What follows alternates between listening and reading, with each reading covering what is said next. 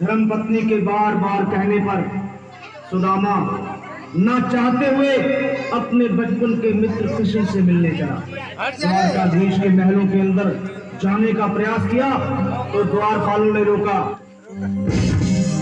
अरे ब्राह्मण, किधर को जा रहे हो? जानते भी हो यह मार्ग किधर जा रहा है? यह मार्ग द्वारकाधीश श्री कृष्ण के महलों को जाता है। हे विप्र, तुम यहाँ कहाँ भटक रहे हो? ए भाई, जानता हूँ ये मार्ग श्री कृष्ण के महलों को जाता है।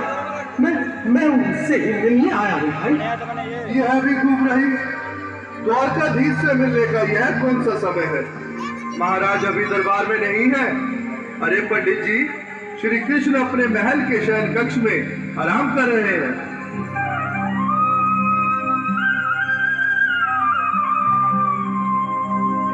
देखो देखो ये गरीबी का हाल, कृष्ण के दर पे विश्वास लेके आया हूँ। मेरे बचपन का यार है मेरा श्याम, तुम्हारे महल के करीब आ गया है, तुम्हारे महल के करीब आ गया है। कन्हैया से कह दो कि घर पे सुदामा करीब आ गया है, घर पे सुदामा करीब आ गया है। भाई द्वारपाल, मुझ पर दया करो भाई। बस तुम जाकर कन्हैया को ये बता दो कि उनका बाल सखा सुदामा मिलने आया है। मेरे इस फटे हाल पर मत जाओ भाई, तुम बस जाकर मेरा संदेश उस कृष्ण को दे दो, क्या हंसी ठट्टा करने को हम ही मिले हैं? तुम ठहरे दीन निर्धन फटेहाल ब्राह्मण, तुम्हारे अंग अंग से गरीबी बदहाली झलक रही है। और कहा महाराज श्री कृष्ण। क्षमा करना पंडित जी, हमें अपने प्राणों से हाथ नहीं धोने जो तुम्हारा ये संदेश द्वारकाधीश तक पहुंचाए। क्यों? अब मेरी भी सुन लो। जब तक मेरा संदेश उस द्वारकाधीश तक नहीं पहुंचाती, तब तक मैं यहीं बैठा, चाहे मेरे भूख प्यास से प्राण ही क्यों न चले जाए।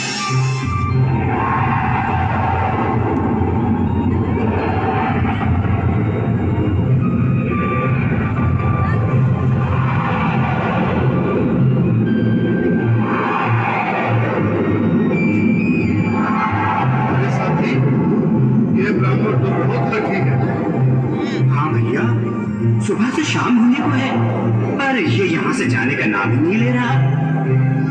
अरे देखो तो सही, इसकी देह कैसे कांप रही है। लगता है जैसे प्राण हाथों पर अटके हैं।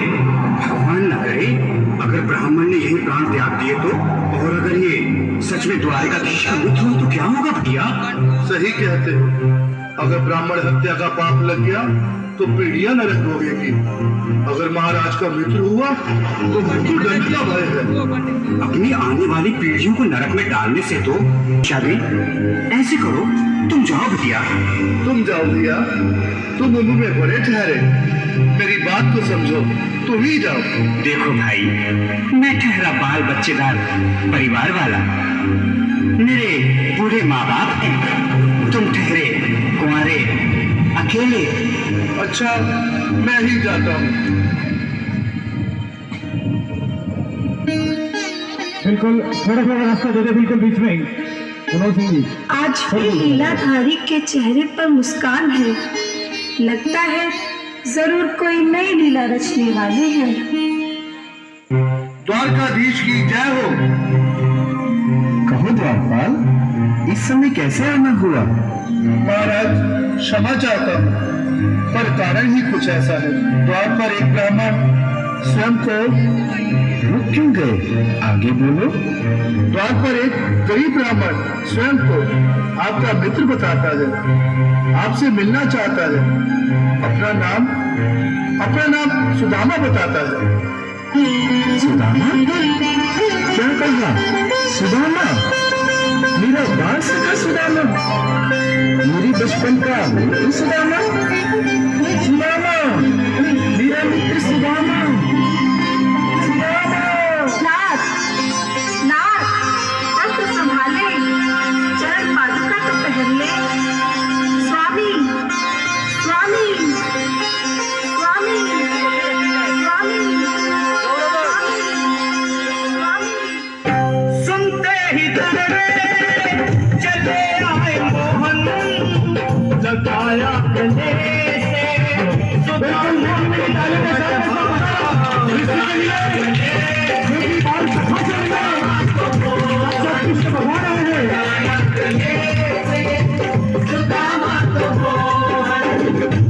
सुनते ही दौड़े चले आए मोहन, लगाया गले से सुदामा को मोहन मारा।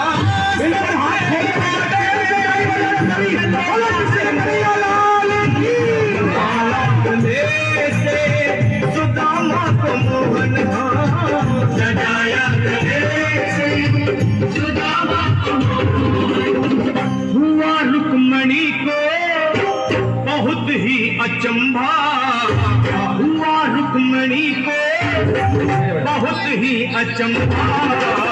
ये मेहमान कैसा अजीब आ गया है,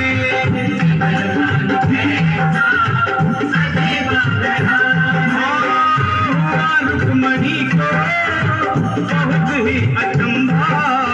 ये मेहमान कैसा अजीब आ गया है, मेहमान कैसा अजीब आ गया है।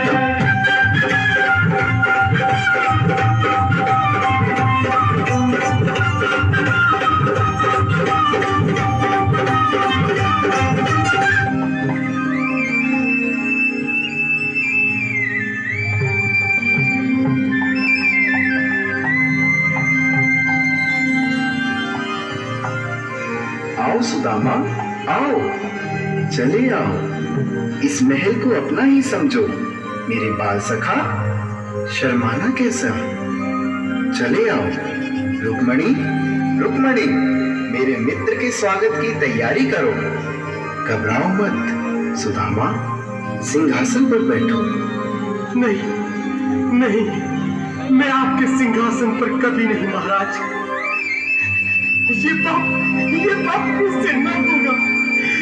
द्वारकाधीश, मैं निर्धन, बदनसीब, बक्का मारा कुछ ब्राह्मण आपके चरणों में बैठ सकूं तो मेरा सौभाग्य होगा। हे दीनानाथ, हे दीनानाथ, हे दीनानाथ। सुदामा, मुझे महाराज कहकर प्रताड़ित न करो। मैं संसार के लिए द्वारकाधीश हूँ, पर तुम्हारे लिए सिर्फ तुम्हारा बाल सखा हूँ। मुझे बचपन की तरह कृष्ण, कन्हैया या मोहन कहकर पुकारो। महाराज,